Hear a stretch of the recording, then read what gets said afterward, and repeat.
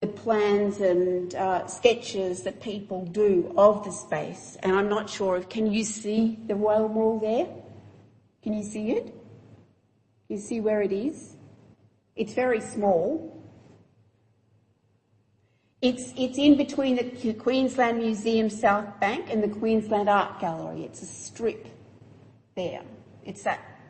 Can you see it now? Do you know where it is? Yeah?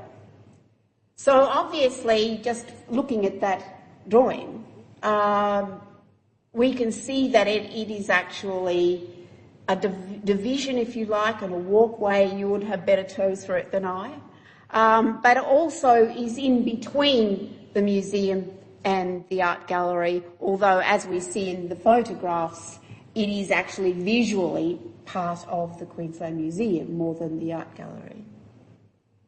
That's important in itself because it flags to us that it's quite possibly a liminal space, not a space within the borders necessarily of the museum, but one sitting outside it, where one enters into the museum close by or walks past it. That's part of the conceived space. And these are abstract, but the conception of a space also plays a part in the social and political practice, the established relations between objects and people that are already subordinated to a particular logic. And just by its location, we see the whale wall as being cast in particular role. So, the conceived space as cultural capital. Now I'm trying to bring the conceived space together with the idea of cultural capital. How does it function as cultural capital in its physical form? And what assumptions does it make about the way people, these abstract users in the conceived space, actually relate to it? With these concepts, you can already ask that question of the whale wall space.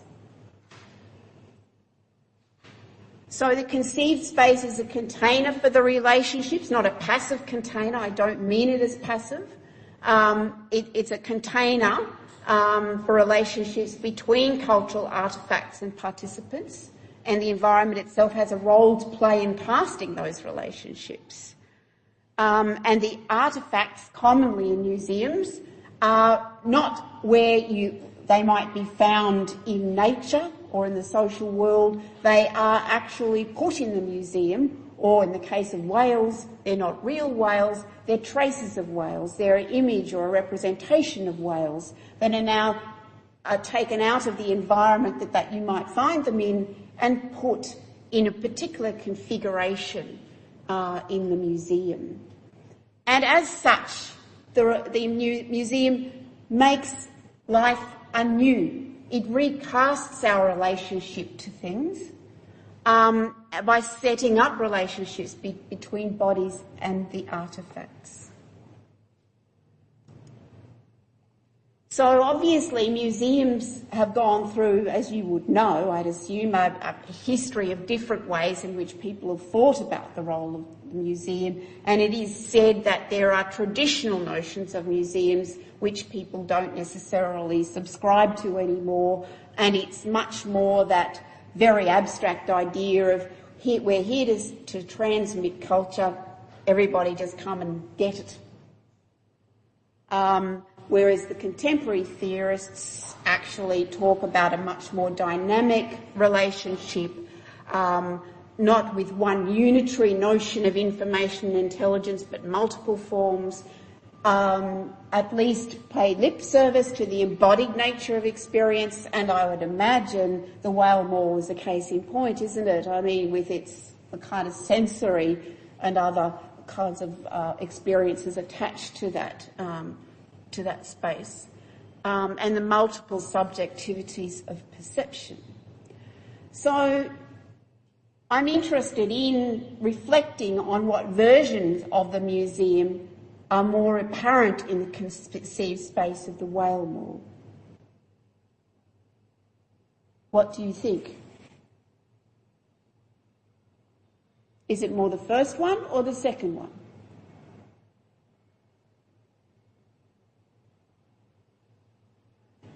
Well, I guess on the face of it, we could say the second one. But I don't know that. I think the question still remains live. Is it, how is it? If it is part of the more contemporary approach to museums, how is it part of that? How is it challenging the transmission model of communication? How is it engaging with multiple forms of intelligence and the embodied nature of experience? Those are questions worth asking rather than just skipping over. What kind of conceived space is it? What forms of relationships are assumed in its conception?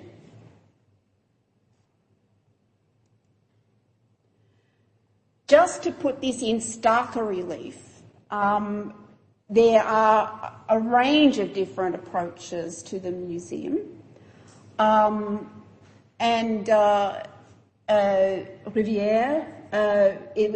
was a French, I think he was a museologist, but also very aligned with the sociologists of his day, who actually sought to set up what he called the Eco-Museum, Georges-Henri Rivière. And he's worth looking up because his approach to the museum is actually that you don't start with a museum, you start with people and relationships. So it's conceived, fashioned and operated jointly by a public authority and a local population. The public authority's involvement is through the experts and facilities it provides. The local population's involvement depends on its aspirations, knowledge and individual approach. It's a mirror in which the local population views itself to discover its own image, in which it seeks an explanation of the territory to which it's attached. And also to past societies, understanding our past. And it's a mirror that you can also hold up to visitors to engage them in your place, in your issues. So for Rivière, and he might be seen by some as the extreme end of a continuum, there is no museum outside of a narrative to put it in. You don't say, well, let's have a museum now, who do we include? You say, where are the conversations in local communities and how does a museum serve them?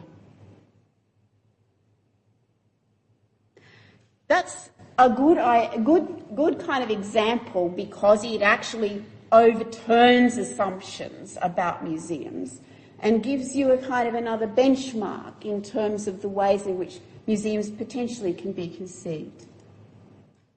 So with that example, let's think of some questions of this conceived space.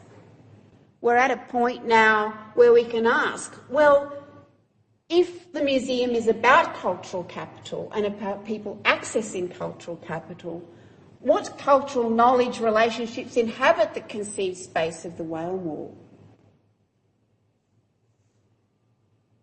So what kind of knowing is one doing in the Whale Mall? Who is doing the knowing? Where are they? How does it work?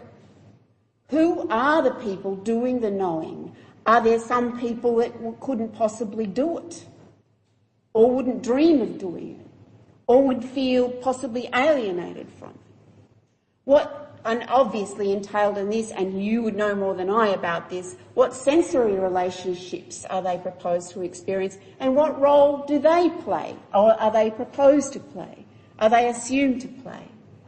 What is impossible and possible in that space? What physical activities, social and cultural identifications are invited or discouraged? So this is the importance of theories and concepts. They don't necessarily give you answers, but they give you questions, and you honour those questions and go and find the answers. Go and have another look at this place and start to think about what the answers might be. Relational element 2. the rhythms